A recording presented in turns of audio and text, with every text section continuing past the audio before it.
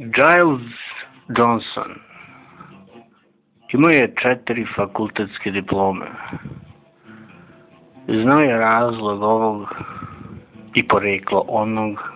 Mogao je držati govor na latinskom ili psovati na grčkom.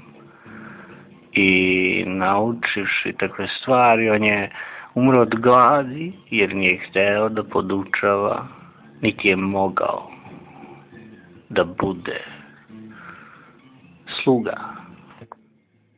Kao uspešan poslovni čovek, stekavši 3 automobila, 2 ljubavnice i 1 ženu, kuću i nameštaj, čovek o kome se priča u gradu, 3 put predsednik dobrotvornog društva Robert Whitmore, umro je od kapi.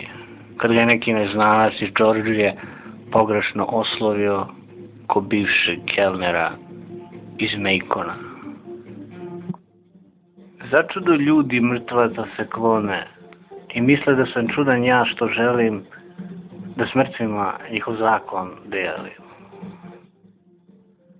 Začudo ljudi mrtvaca se klone i misle da sam čudan ja što želim da sa mrtvima njihov zaklon delim.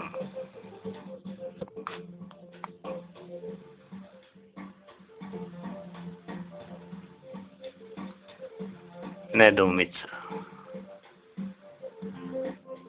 Crnkinja mi je mati bila, a otac stari beše mi beo.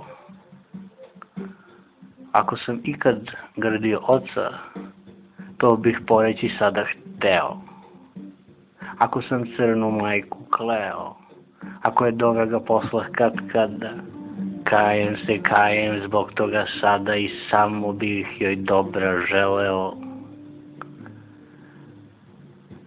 Otac mi umre u palati, u straćari mi umre mati. Kad nisam ni crn,